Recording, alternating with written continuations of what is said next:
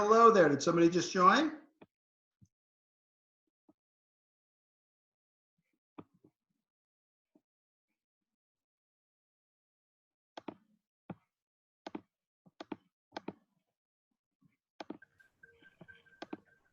Hello. Hello there. Hi. You guys, if you hit in the lower right hand, or excuse me, lower left hand corner, there's a start and stop video. You can start. Yep. Hello, Sophia. Hello there, Dan. Hello. Hello, Gary.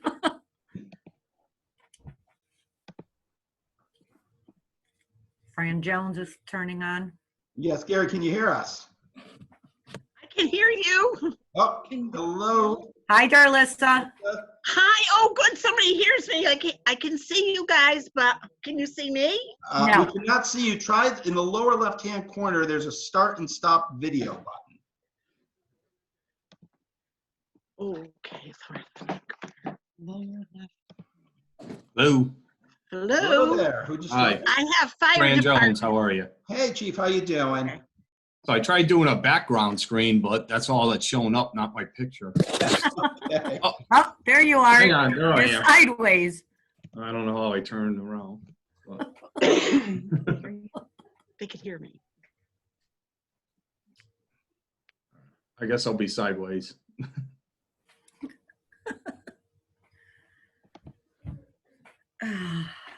Oh, your picture's not up there. See how all their pictures are I up know. there? I don't know how mine.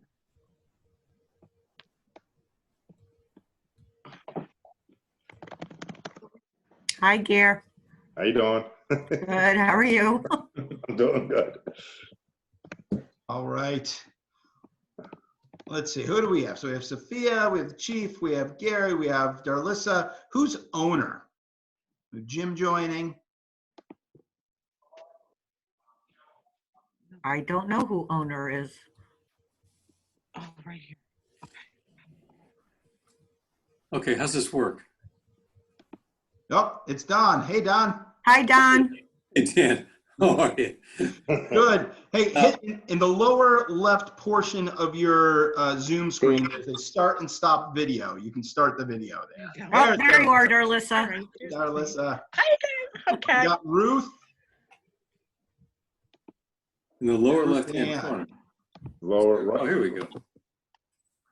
Here we go. There you are. Good, good. For Ruth, Wow. Ruth Ann does not have a camera, so she will be audio only. Who's that? Ruth Ann. Okay. Can you hear me? I can hear you, Jim. If you want to hit in the lower left-hand corner, there is a start and stop video. You can start your video there. Oh, okay. Do you want me to start it? If you want. Never mind seeing your face. That's not a good thing. Dave Prizzuto's on. Hey, Dan. Hey, Hey, Dave. David. Hey, Dave. Hello, everybody. Hi, Dave. Hi, how you doing? Good. Everybody staying safe? Everybody's safe for now, yes. Good. Hi, Gare. Hey, how you doing? Wait a All minute. right.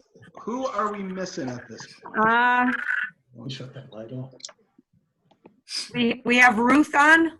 Yep, I'm here. Can you hear Okay, me? there you are. Okay. Well, my picture's not up, but I can see you and hear you guys. So I guess you don't see me. No, Ruth Ann, no, that's okay, but you're on, so that's good. Okay. We All see right. you, Ruth. You All do right, see then. me? Oh, I don't see myself on my screen. I don't know. Can you see me or no? No, I can't see you, Jim. You should see Well, yourself no. down in the lower left-hand corner. Lower left-hand corner. I could see Sophie. I could see Danny. There's the square, but I'm not in it. That's okay. I'm only seeing the main screen right now. I can see Fran Jones. Yeah. And I see myself down in the corner. That's all I see. Isn't Zoom supposed to have like everybody? Yeah, I it see should be. everybody but myself and Jim Orzetti on mine. I The can't top see. top right of your screen, there's a a box you could click on, and it opens it up for everybody. I could see everybody. Top right. Top right, it looks Yeah. like a graph of like boxes. Yeah. You hit that, it opens You up can all the scroll right pictures. and left. Oh, yes, I got it. Oh, let me see. I'm not getting cancel. I'm not getting it. Oh, there you go. Did you have it? Come on, Jimmy, you can do it. It says, it Oh, you says, gotta switch to and then it goes. now it's buddy. All right, you're getting there, Jim. I've not used it before. I'm on an iPhone. Anybody know how to do that on an iPhone? It might be the same thing, just go to the upper right corner and you get a menu of things to do. Mine was Mine's on the left. bottom. It says mute, start video, share content, participants, and more. That's it. Wait, disconnect auto cam, virtual background, meeting settings. Oh, show meeting setting. Show my connected time. No, I'm sorry. I don't know. I can't. I'm not. All right, Start team. video. That's all right, Jim. So let's, while Jim is figuring that out, let's start. actually, we are actually going to go live on YouTube, and we'll get the meeting started. So is everybody ready? Sure. All right.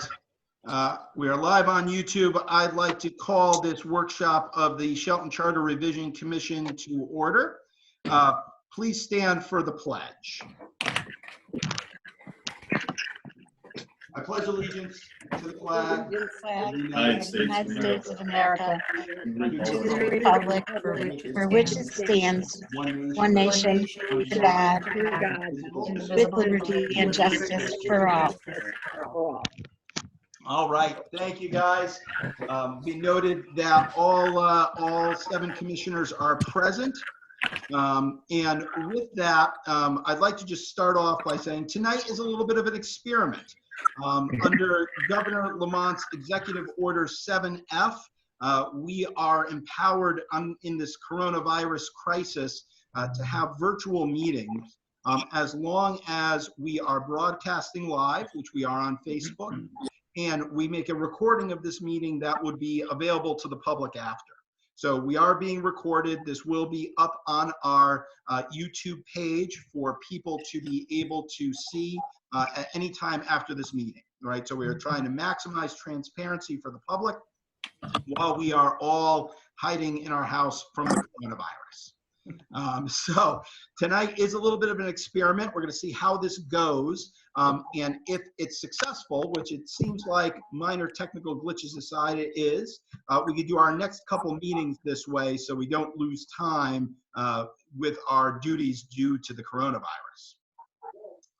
So with that, our agenda tonight is threefold.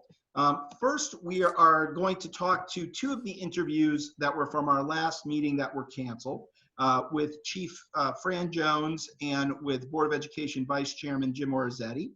And then we're going to just talk a little bit about the path forward, because it's slightly different now than what it was pre-coronavirus, but not that different. So just want to talk about that. So tonight's going to be a relatively short meeting, shouldn't take more than an hour, but then we will make sure that we have agreement on how we move forward. Does that sound good, or do you guys have any other agenda topics for tonight? Sounds good. Works for me. Yep, sounds good. Perfect. Well, all right. Well, we'll start with the chief. Chief, thank you for joining us virtually tonight. You're we welcome. really wanted to talk to you about your letter that you had sent in around a new requirement in the charter saying that commissioners need to be residents of the city of Shelton. So wanted to, just hear from you a little more about that, and any other ideas that you have for any other changes that may or may not be needed to the fire department sections of the charter. Okay, sounds good. You guys all have read the letter, I'm assuming, or have it in front of you? Yes. Okay. Yes. So, thank you all for serving on this committee, which I guess every 10 years or so happens, and it looks at different portions of the charter. For the most part, myself, my officers, and basically the people I've talked to, nobody has come forth to me in any regards to any other portions of the charter that relate to the fire department of having any language changes or anything like that. I've been chief now for about 11 years now, and served through quite a few different boards of fire commissions. And from the past charter in 2012 to now, you're looking at the entire charter, the 6.9.32 section that deals with public safety, and particularly the fire department and the board of fire commissioners makeup.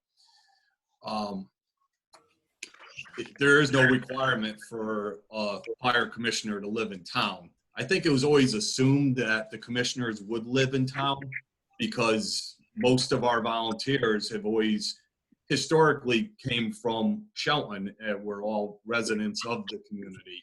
If you go way back prior to the 70s and before there was Board of Fire Commissioners, most of the fire districts, people that joined, say, the White Hills Voluntary Fire Company, had to be members of the White Hills district, whatever district that White Hills covered.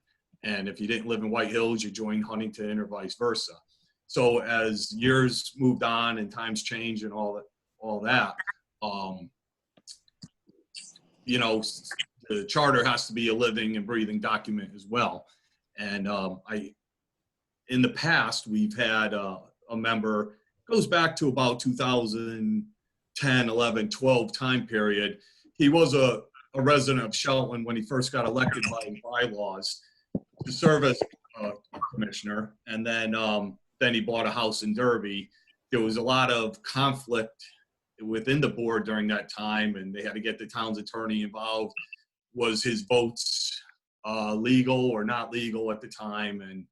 And it's just something that's been sitting there for about 10 years. So currently all the commissioners do live in town, but the way the charter reads, it says it's up to the individual bylaws of the fire companies, which are independent organizations.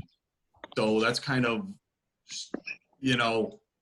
they have their own rules and regulations on how they could change bylaws, each of the 4 districts.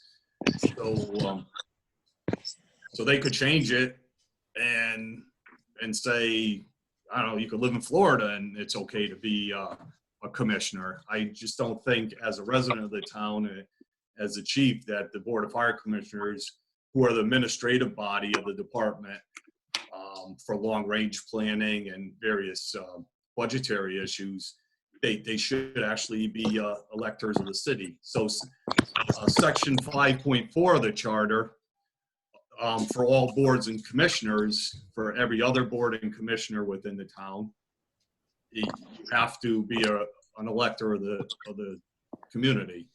And for the most part, the current Board of Fire Commissioners follows everything under section 5.4 of the charter.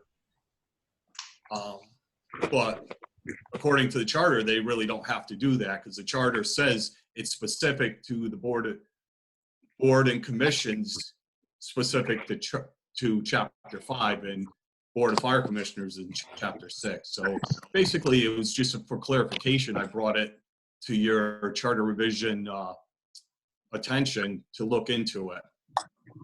Great. Well, Chief, thank you. Couple questions, then I'll open up to the other commissioners. One is just to confirm what you just said is, so this wouldn't impact any of the current fire commissioners, correct? They're all electors of Shelton?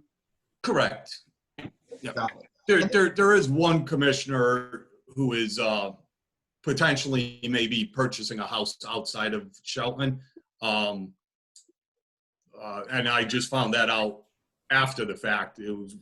I didn't know that when I brought this concern to the charter revision, but subsequently I did find out that someone may be looking be outside. And quite frankly, one of the firefighters brought to my attention that nowhere's in the charter does it say the chairman, actually, who is appointed through the administration under the current language. Again, I'm not an attorney or anything, but under the current language, even the chairman wouldn't even have to be a resident of the town based on the current charter under my interpretation.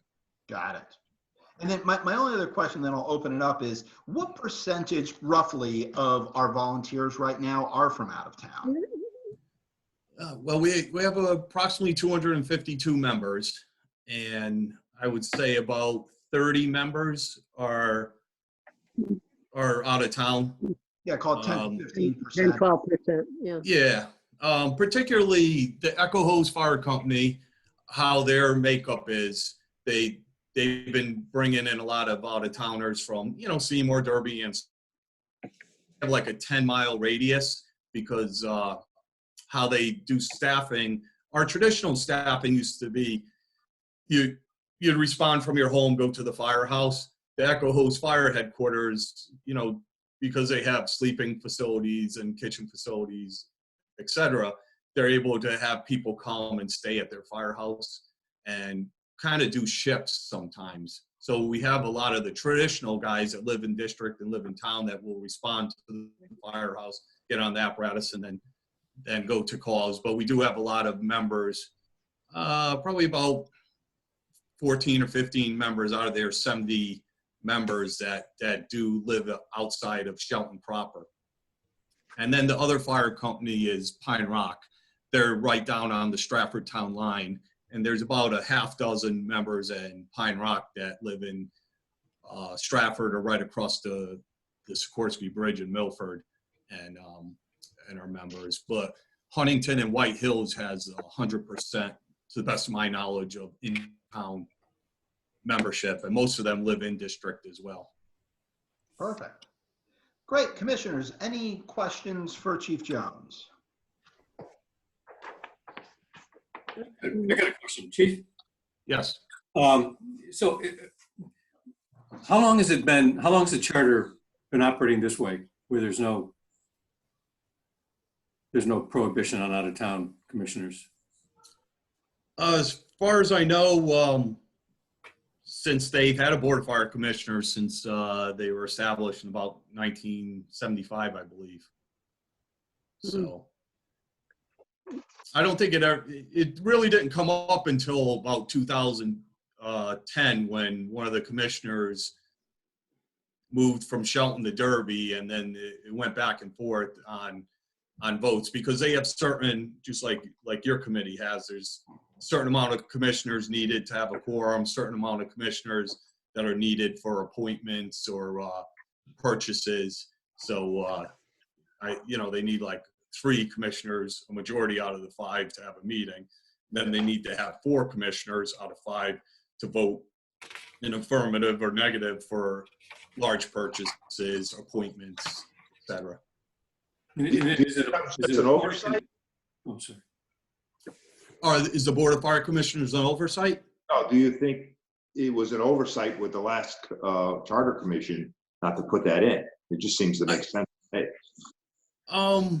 I believe it was probably an oversight because, like I mentioned, the makeup of the Board of Fire Commissioners, how they run their meeting under basically Robert's Rules of Order, and everything in Section 5.4 of the charter on their boards and commissions, basically how they do a vice chairman, everything in there, they abide to. And I think it's been historically that people always thought everyone was an elector of the city,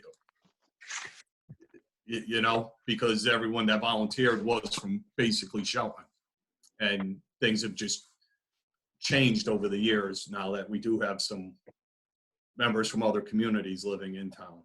I mean, Fran, you were chief when they did the last charter, right? Well, I was chief, and then I had a little break in action, and then the charter was done, and I became chief again.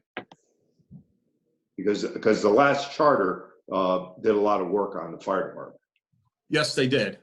And that took care of a lot of issues that that happened from my first term as chief. And then the charter was rewritten with Mr. Nappy and the previous committee, and they did a nice job on the fire department section, I believe. They did a solid job. Yeah, so overall, you think the charter serves the fire department well? Oh, yes, it works. There's definitely it works between the administration and the chief's office and the fire companies. Like I said, this was just something that I think was an oversight. I think, Gary, that's probably the best way to say it doesn't fall in specifically. It doesn't say if the person has to be from town or not from town, like section 5.4 does for every other board and commission. That actually may be the case even for the EMS part if you go further down to the EMS commission, because again, that falls outside of the chapter 5 of the charter, because the EMS section is also in chapter 6. So the only two boards and commissions outside of chapter 5 is the EMS commission and the fire commission. Now you have some paid people on the fire department, correct? We have stipend employees and we have administrative help, and the fire marshals are 2 career members. Correct. Now those folks don't have a residency requirement, correct? No. Okay. Dan? Yes, please. I have the old 1994 charter in front of me, and this issue was not addressed in chapter 6 either, section 6. So as far back as 1994, no residency requirements were listed. Got it. Got it. And so, Chief, you're aware that Charlie, of course, submitted a letter saying that he Yes. believed that it should remain as it is because it gives an equal opportunity to all the volunteers, regardless of residency. How would you respond? And we might ask him his opinion in more depth, but how would you respond to that? I don't disagree with him. My whole concern about the charter, when the suggestions came out, I read it and I just noticed that there was an inconsistency between chapter 5 under boards and commissions, and then under chapter 6 under how the Board of Fire Commission is made up compared to the rest of the Board of Commissioners in the town. So the inconsistency, and then I just knew about the past discussion that occurred back in, somewhere around 2010, 2012 time period, that there was a commissioner that moved out of town during a certain period of time, and there was discussions if it was legal or not. Yeah. So the votes were Yeah. at that time. So. Got it. Other questions for the chief? Fran, is it just a matter of inconsistencies? Or is there other downsides to leaving it the way it is now?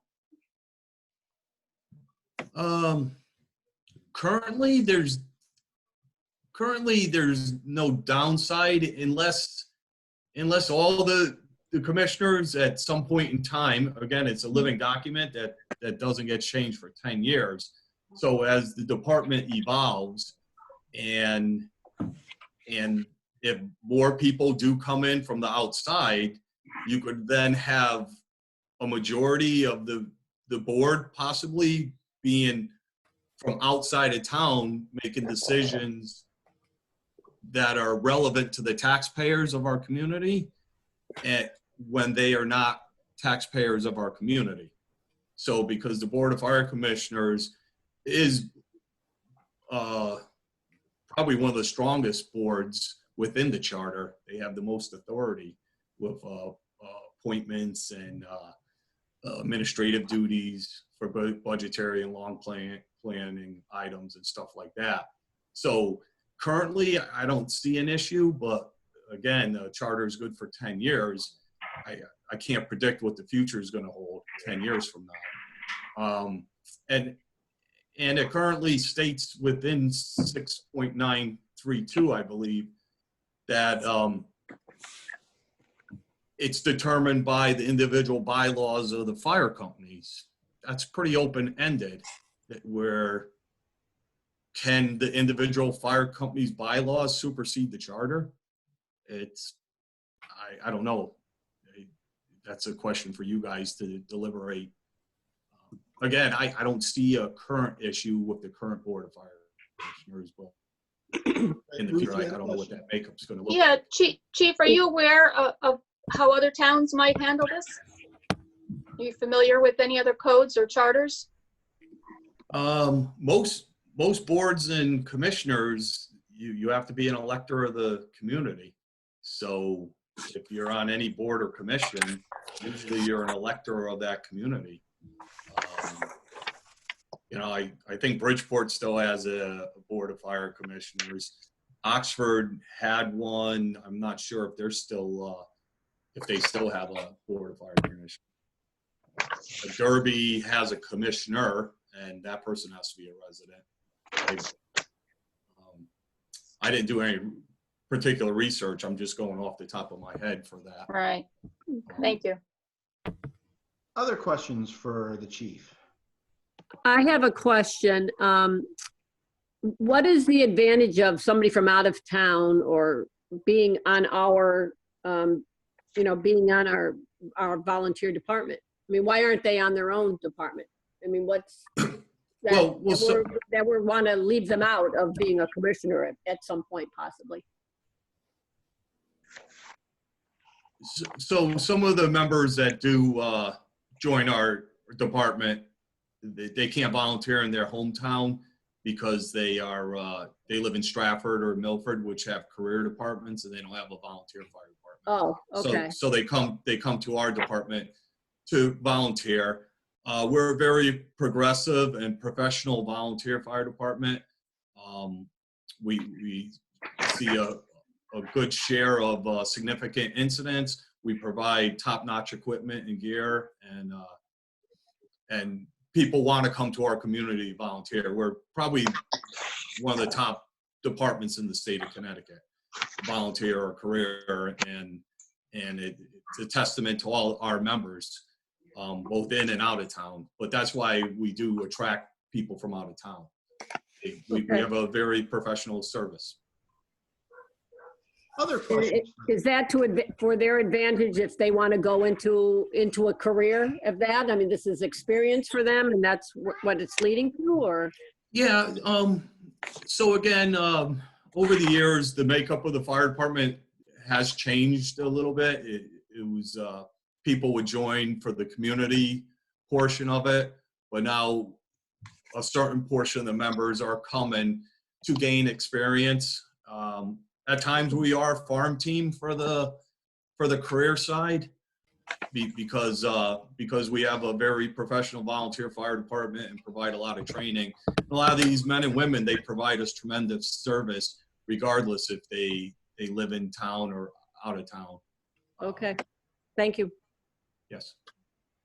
Great. Any other questions for the chief? Yeah, I have a question. I know the last time we had a meeting, we were talking with some of the, regarding some of the other commissions, regarding mayoral appointments. And I see the Board of Fire Commissioners shall appoint and may remove, subject to the approval of the mayor, all staff. Is that correct? Correct. That goes into what I said. They have a very dynamic commission, the Board of Fire Commissioners. We were trying to make that consistent throughout the charter of what we were doing. If that's what I remember from last meeting, right, Dan? You were part of that. The question with fire, and it goes back to the debates of the last charter commission, is, given the fact that it is a unique entity, right, where you actually have volunteers who are, giving of themselves rather than it being a professional force, that we may treat it differently. Right? I think this is the question of how much standardization do we want versus recognition that, look, you have 250 volunteers here. And that's where I think we have to deliberate and debate about, I think to the chief's point, most of this is working right now. So there's a little bit of, don't fix what ain't broke. But then there is the, hey, we want to standardize and make sure that as much as possible, we're treating things the same throughout the charter. So as most things we deal with, we have things that are in tension with each other, and we're just going to have to deliberate it. Yes, Chairman, if I may, it was very narrow scoped, my question, and it was very specific as to just, I think there was an anomaly between 5.4 and chapter 6. And my question was very narrow scope to that. Do they have to be an elector or not? Just because about 10 years ago, the question did come up, and then and going forward, it's a 10-year living document. I don't know how it's going to move forward 10 years from now. Got it. I think, Go ahead, Don. I think the issue was that Mark was at our last meeting, and he raised the issue of the appointments. I guess indicating that you can recommend with his approval. You can recommend appointments, but he's the ultimate authority in appointments. Is that the question? Is that the question to me, sir? Yeah. So yes, the mayor is the ultimate authority, even under the current charter makeup. The Board of Fire Commissioners, even though it says they appoint the person, they, through a testing process or depending on the process that's put in place for the particular position, they make the recommendation for appointment, but the person